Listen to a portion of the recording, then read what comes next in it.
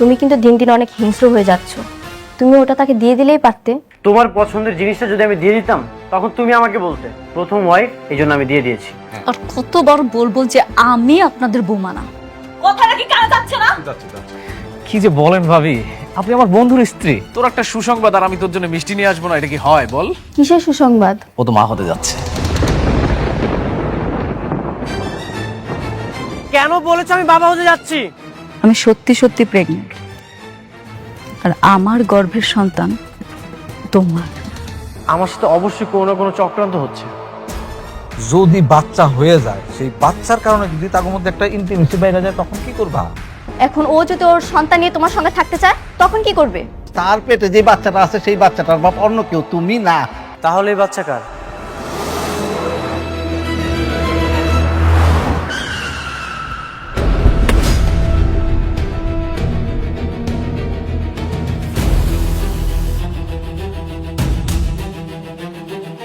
আপনার মেয়ে কোথায়?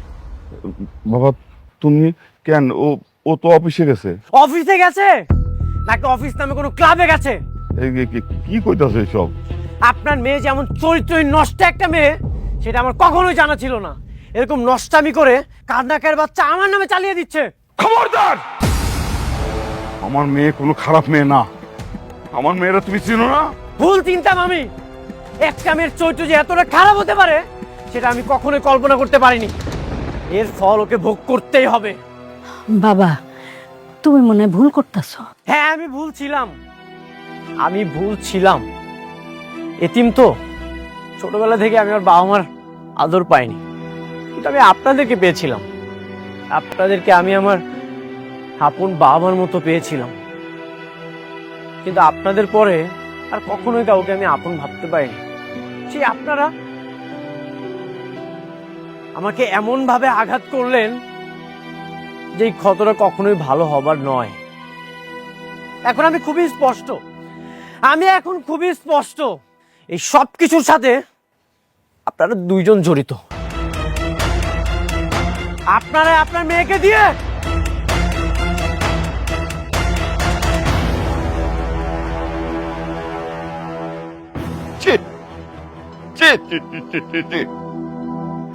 দেখছো কি কয়ে গেল? দেখছো? তুমিও তো অস্থির হয়ে যাইতেছো। মেঘলা রাইতে দাও, ওর থেকেও শুনি কি হইছে।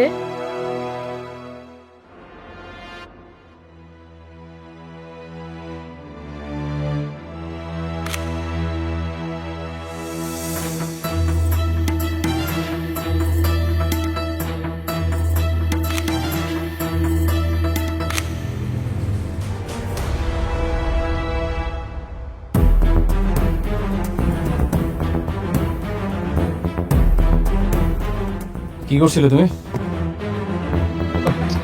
কিছু না স্যার। আরে এটা তো দেখি অনেকের নাম্বার। হ্যাঁ, তাহলে এতদিন তুমি আমার সব তথ্য অনেককে দিচ্ছিলে? হ্যাঁ, মানে স্যার, আরে নিমকারাম, আমার অফিসে চাকরি করে সংসার চালাচ্ছ আর আমারই ক্ষতি করতেছে। এই বেবিটা আমার সাথে করতে পারলে তুমি? ভেবে তো আপনিও আমার বন্ধুর সব সম্পত্তি আপনি বেড়ে দিয়েছেন। কে তোর বন্ধু? অনেক।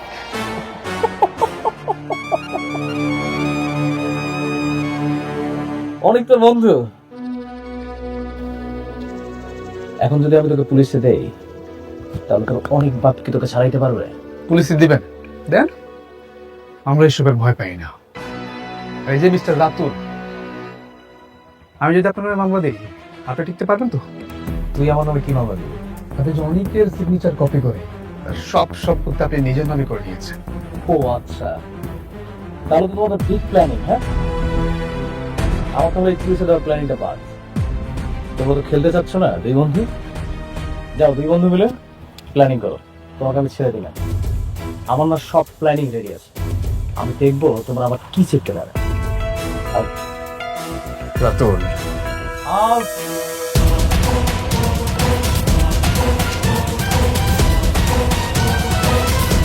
শালা সব পাশে দেখি একদম বেইমানের ডালপালা ছড়াই গেছে। একটা বেইমান আমার সাথে ঘোরাঘুরি করতেছে, আমি বুঝতেই পারলাম না। এই, তোমরা একটু চোখ কান খোলা রাখতে পারো না? যে এই প্রজেক্টের এখানে যে টোটাল বিল দেওয়া আছে সেটা আপনার প্রায় 10,000 কোটি টাকা। আমরা আমি মেঘলার সাথে দেখা করতে চাই। যাবে না, ম্যাডামের অনুমতি নিতে হবে। না, আমি ভিতরে যাব। আমি মেঘলার সাথে কথা বলতে চাই। কি ব্যাপার, আপনি অনুমতি ছাড়া প্রবেশ করলেন কেন? কেন, ডিস্টার্ব করলাম নাকি? দেখুন, আপনার নিজেরও একটা অফিস আছে। আপনি ভালো করে জানেন যে এরকম একটা অফিসে অনুমতি ছাড়া প্রবেশ করাটা অভদ্রতা। আমি মেঘলার সাথে কথা বলতে এসেছি। এখান থেকে যাওয়ার সময় না হয় আপনাকে আমি সরি বলে যাব। কি বলতে চাও তুমি, বলো। তুমি যে এতটা নিচে নেমে যাবে আমি এটা কখনোই কল্পনা করতে পারিনি। কি করছি আমি? কি করছি তাই না? আমি তোমার জন্য কি করি না? আমার অর্থবিত্ত সবকিছু ছিল। আমি কোটিপতি ছিলাম। তোমার মতো গরিব ঘরের মেয়েকে আমি বিয়ে করেছি। তোমার প্রতিটা বিপদে আমি ছায়ার মতো পাশে ছিলাম। এমনকি তোমার বাবার জীবনটা পর্যন্ত। আপনি ঘুরিয়ে পেঁচে কথা না বলে আমার ম্যাডাম কি করেছে সেটা বলুন। হ্যাঁ, কও আমি কি করছি, আমি সেটা শুনতে চাই, কও। আমি তোমার হাজবেন্ড। আমি তো জানি এই গর্ভের সন্তানটা আমার না। তাহলে সন্তানটা কার?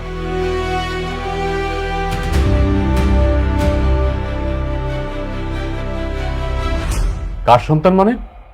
কি আবল তাবল বলছেন আপনি? চোখের সামনে একটা মানুষের চরিত্র কলঙ্ক লাগিয়ে দিচ্ছেন। এই প্রশ্নটা আমাকে না করে মেঘলাকে এই প্রশ্নটা করে।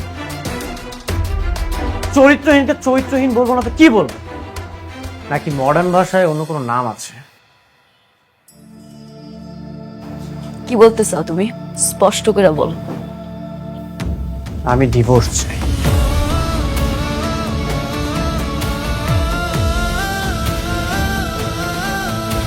সইলা তো তুমি অনেক আগেই গেছিল,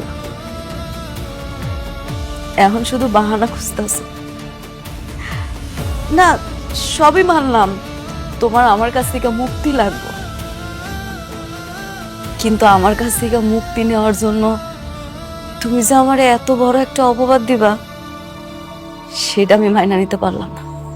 তুমি আমারে যে অপবাদটা দিছো না, এরপরে তোমার লাগে কথা কর রুচি আমার আর নাই। তোমার এই মুখটাও আমি আর দেখতে চাই না, চইলা যাও। আমিও তোমার মুখটা দেখতে চাই না। যার হাজবেন্ড থাকার পরেও অন্য একটা পুরুষের স্পর্শের প্রয়োজন হয়, তার সাথে আমি সম্পর্ক রাখতে চাই না। একটা কথা মনে রেখো, যে ঠকে সে কাঁদে, এমনকি যে ঠকায় সেও কাঁদে। পার্থক্যটা শুধু দুদিন আগে আর পরে।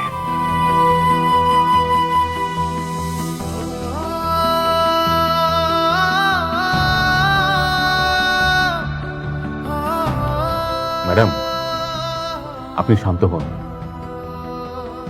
ওনার কথা আপনি কিছু মনে করেন না। আপনার মনকে শক্ত করুন। আমি আর আমার খোদা ছাড়া আমার পরিবারও জানে না আমি কতটা কষ্টে আছি। হয়তো ডিভোর্স চাইতেছে, ঠিক আছে, হরে আমি মুক্তি দিয়া দিব। ডিভোর্সের সিদ্ধান্ত ভেবেচিন্তে নিতে হয়, কারণ একবার ডিভোর্স হয়ে গেলে সবকিছুই শেষ। আমি সব ভাইবা চিন্তায় সিদ্ধান্ত নিয়েছি, আমি আর সংসার করব না। মারে পাগলামি করিস না। এই মাইয়া মানুষের সংসার যদি একবার ভাঙ্গা যায়, সেই সংসার আর জোড়া লয় না। মা, আব্বা তুমি এখন কি চাও? আমি গিয়ে ওর পায়ে ধরি? সে তো আরেকজনের বিয়া কইরা দিব্যি সংসার করতেছে। কার আশে আমি অপেক্ষা করব আব্বা, তুমি কও। যুক্তি খারাপ না। তার মানে ডিভোর্সের সিদ্ধান্ত ফাইনাল, তাই তো? হ, আপনি সবকিছু রেডি করেন। ও মা, এই তোর পেটের সন্তানটার কথা একবার চিন্তা কর। ওই দুনিয়াতে আসার আগেই ওর বাপের তুই তালাক দিয়ে দিবি? আপনি প্রেগনেন্ট? এ কথা তো আগে বলেননি। প্রেগনেন্ট অবস্থায় ডিভোর্স হয় না। হবে না? কেন হবে না? কারণ এটা নিয়ম নেই। স্ত্রীর গর্ভে যদি সন্তান থাকে, সন্তান প্রসবের আগে ডিভোর্স হয় না। এটা কেমন কথা? পেটে সন্তান থাকলে মানসিক যন্ত্রণা নিয়ে হইলো স্বামীর লগে সংসার করতে হইব? আপনি আপনার মতো থাকেন, কিন্তু যেটা নিয়মে নেই সেটা করতে পারবো না। আমার স্বামী আমার পেটের সন্তানটারে স্বীকার করব না, একটা মায়ের কাছে এটা কত বড় অপমান সেটা আপনি বুঝেন। আর তাছাড়া আমার সন্তানটা বড় হইয়া কি পিতৃ পরিচয় দিব কন? এমন একটা মানুষের সাথে কেমনে সম্পর্ক রাখবো আপনিই কন। শোন মা, আমরা সবাই মিলা জামাই বাবাজিরে হাতে পায়ে ধরি। আমার মনে হয় আমাকে কথা সে ফেলতে পারবো না। তবুও মা তুই তালাক দিস না। আম্মা তোমরা এগুলা কি কইতাছো? কেন হাতে পায়ে ধরতে যাইবা? আমি বারবার কইতাছি আমি সংসার করুম না। সন্তানের স্বীকার করবে না কেন? এটা কি মগের মূল্য নাকি? আপনি যদি 100% নিশ্চিত থাকেন মামলা করেন। মামলা করমু?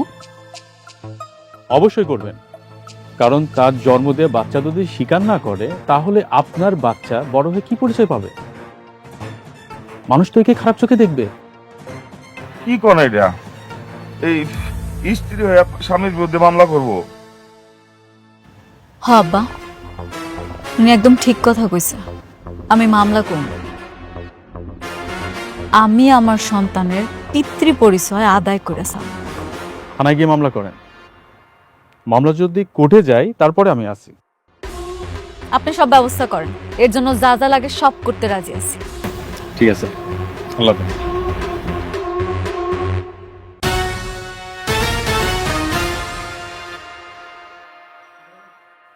বৃষ্টি, তোমার পথের কাঁটা দূর হচ্ছে, এখন থেকে আর চিন্তার কোনো কারণ নেই। কিসের কাটা? মানে বুঝতে পারছো না? মেঘলা ডিভোর্স দেওয়ার জন্য রাজি হয়ে গেছে। ওকে আমি এমন ভাবে বলেছি ও রাজি হয়ে গেছে। সত্যি?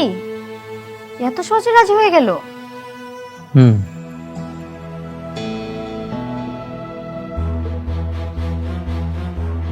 সাবির, কি অবস্থা? অবস্থা ভালো না।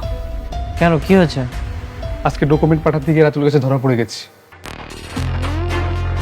সে জেনে গিয়েছে আমি তোমার লোক। কি বলতেছো? শিট, এখন কি হবে? আমি বুঝতে পারছি না এখন আমি কি করব। ঠিক আছে, ও যেহেতু জেনেই গেছে তাহলে তো আর কিছু করার নেই। খেলাটা এখন অন্যভাবে খেলতে হবে। তুমি এখন থেকে আমার সাথেই থাকো। ঠিক আছে, আমি তোমার পাশে আছি। আরে এটা তোমরা সমাধান করে ফেলো না, সবকিছুর জন্য আমারে ফোন করলে হবে? হ্যাঁ, রাখো ফোন, রাখো। স্যার আসসালামু আলাইকুম। ওয়ালাইকুম আসসালাম, বসেন। কি দরকার বলেন? স্যার আমি আমার স্বামীর বিরুদ্ধে মামলা করতে চাই। স্বামীর বিরুদ্ধে? কি স্ত্রী নির্যাতন নাকি দেনমোহরের টাকা, কোনটা? না না, এগুলা কিছু না। আমার সন্তানের অস্বীকার করতেছে, সেই জন্যই মামলা করব। সন্তান স্বীকার করতেছে না? সে কি খুব বড় লোক, টাকা পয়সা আছে? অনেক বড় লোক, টাকা পয়সা আছে। বুঝছি, এরকম মামলা অহরহই আসে।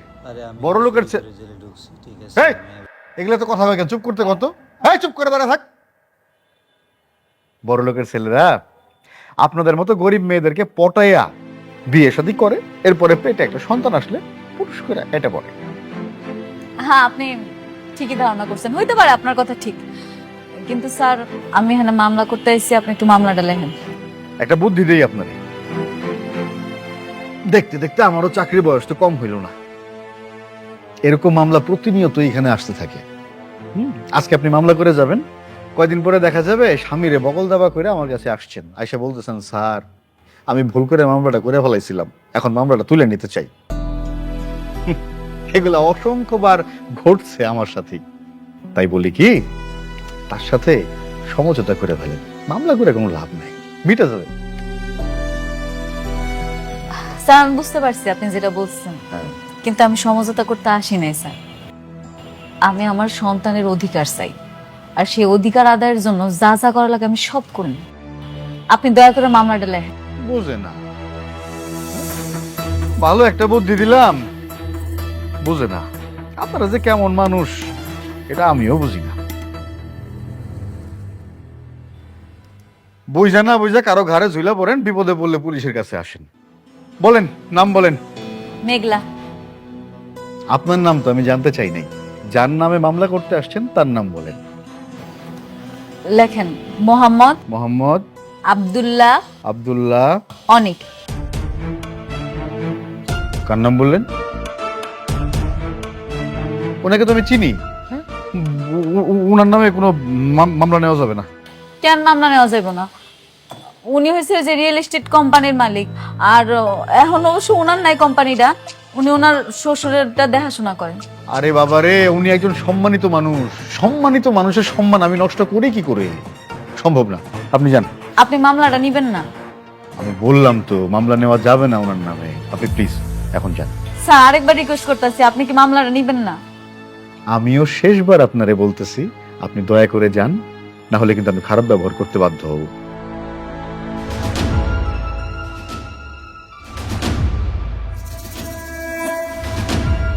ওরে বাপরে, কার নামে মামলা করতে আসছে?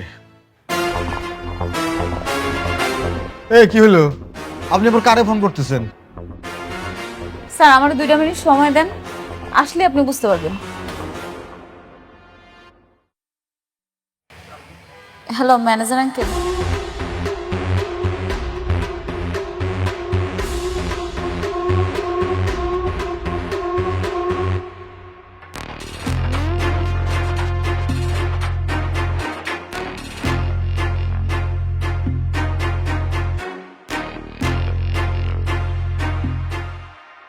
কি? কাকে ফোন করলেন? আসার তো কোনো খবর নাই।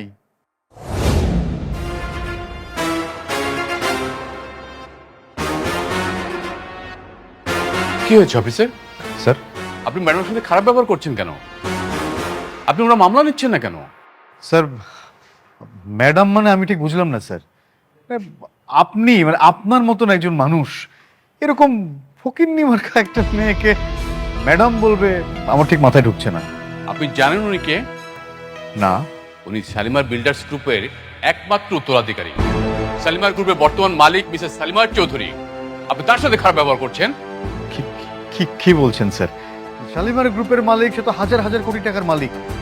এইরকম পোশাক আশাক পরে থাকবে? নিজের মুখে বললো যে বস্তিতে থাকে, সে কিনা শালিমার গ্রুপের মালিক। স্যার আমার বিশ্বাস হচ্ছে না। সেটা জেনে কি আপনার তো কোনো দরকার আছে? না। এখন বলুন আপনি ম্যাডামের কেসটা নেবেন কিনা? অবশ্যই অবশ্যই স্যার, আপনি যেহেতু বলছেন অবশ্যই নেব। প্লিজ বসুন। বসুন ম্যাডাম। স্যার শুধু কেস নেব বিষয়টা তা না, ওনার অভিযোগ যদি সত্য হয় তাহলে স্যার আসামিকে ধরার ব্যবস্থা করব, যথাযথ শাস্তির ব্যবস্থা আমি নিজ দায়িত্বে করব, কথা দিচ্ছি স্যার। Thank you officer. তাহলে সেটাই করেন। উনি আমার সন্তানরা অস্বীকার করছে, তার বিরুদ্ধে আপনি মামলা লেখেন। জি, আপনি কাইন্ডলি পুরো নামটা আবার একটু বলুন। আমার নাম নাকি ওনার নাম? যার নামে মামলা করবেন তার নাম লেখেন মোহাম্মদ আব্দুল্লাহ অনিক। ঠিকানাটা একটু বলুন। ঠিক আছে। Thank you officer. আর আমরা এটা দ্রুত অ্যাকশন চাচ্ছি। জি sir, as early as possible আমি ব্যবস্থা নিচ্ছি। I will try my level best. Thank you officer. চলো ম্যাডাম। চা খান একটু। Thank you ma'am. চলো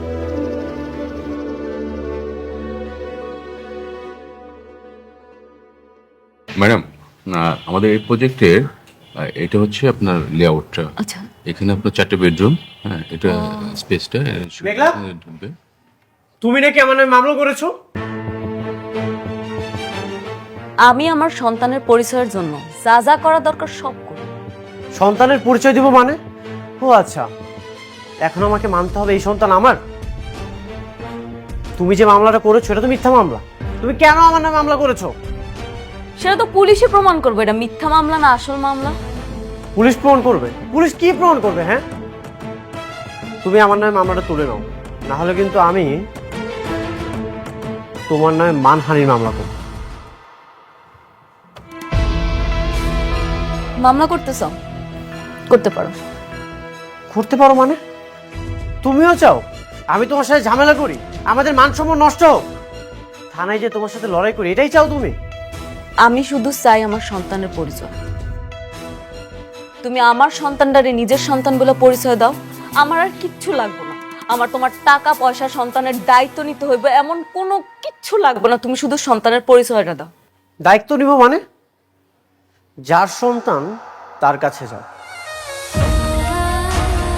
ওকে ফাইন, ঠিক আছে, আমি তোমার সাথে থানাতে যেই লড়াই করব, দেখি পুলিশ কি প্রমাণ করতে পারে। চলো। হ্যাঁ যাইতেছি, যাইতে তো হবে। তুমি নিচে গিয়ে অপেক্ষা করো, আমি আসতেছি। যাও। আপনি কোনো চিন্তা করবেন না, আমি আছি আপনার পাশে। ঠিক আছে, আপনি থাকেন, আমি যাইতেছি। জি please. Uncle, auntie, uncle, auntie আপনারা কোথায়? এই শান্তা। রাতু, তোমাকে তো খুশি দেখাচ্ছি কেন? আরে তার আগে বলো যে আঙ্কেল আন্টি কোথায়? এই তো আমরা, কি ব্যাপার বাবা? এই তো খুশি। আঙ্কেল আন্টি আপনারা তো খেলা জমিয়ে দিয়েছেন একদম। কিসের খেলা? আপনাদের কথা বিশ্বাস করে অনিক আর ওর বউয়ের মধ্যে ঝগড়া লেগে গেছে। অনিকের বউ এখন নিজে থেকে ওকে ডিভোর্স দিতে চেয়েছে। সত্যি? হ্যাঁ। তাইলে তো আমার কষ্টটা সার্থক হইছে। ইস রে, কত যে মিছা কথা বানায় বানায় কইছি। অনিক এখন চাইলেও আর আমার প্রজেক্টটা দায়িত্ব নিতে পারবে না, কারণ ওর বউয়ের সাথে এখন ওর সম্পর্কটা একদম যুদ্ধের মতো। এই যুদ্ধটা দীর্ঘায়িত হোক, অনেক বড় হোক। আপনি এমন দোয়া করেন যেন এটা টু বি কন্টিনিউ হয়। একদম একদম একদম একদম। আন্টি অনেক প্রেশারের মধ্যে, শরবত খাবেন না খুশিতে? যা নিয়ে আসেন তাড়াতাড়ি, আমরা একটু খুশি। বসো।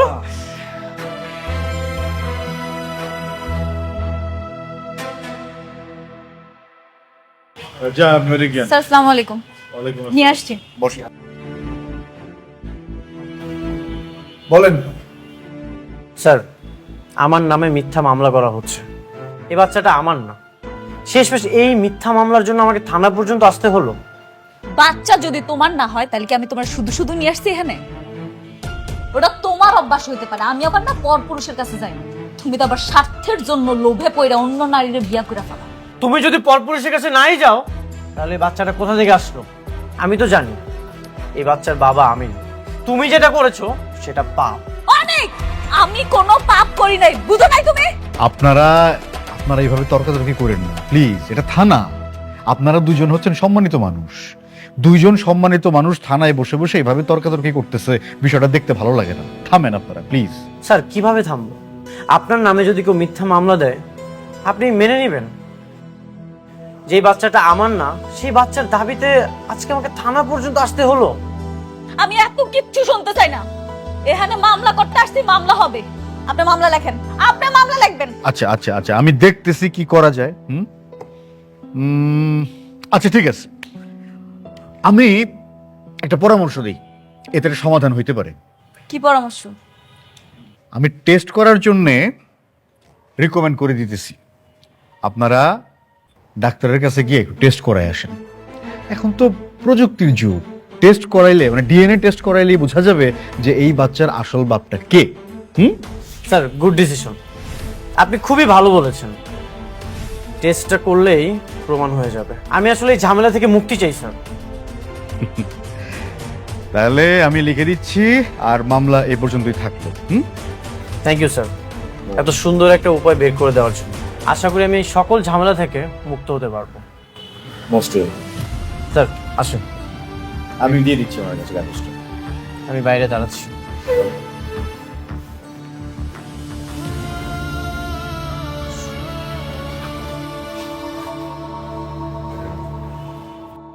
আপনারা হইলেন বড়লোক মানুষ, নানান জায়গায় আপনাদের চলাফেরা, নানান মানুষের সঙ্গে মেলামেশা। ডিএনএ টেস্ট করলে কিন্তু বের হয়ে আসবে যে সন্তানের আসল বাবা কে। আমি ওইটাই চাই। খুব ভালো, কিন্তু ধরেন টেস্টের রেজাল্টে আসলো যে অনিক সাহেব সন্তানের বাবা না, তখন কি হবে?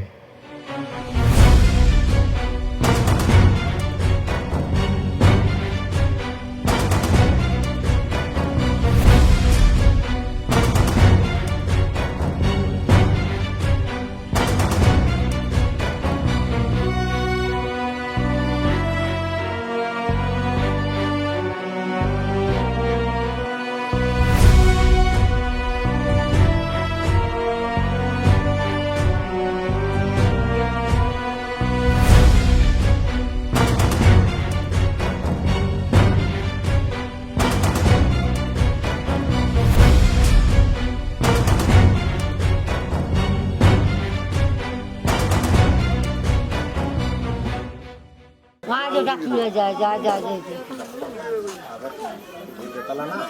দেখছি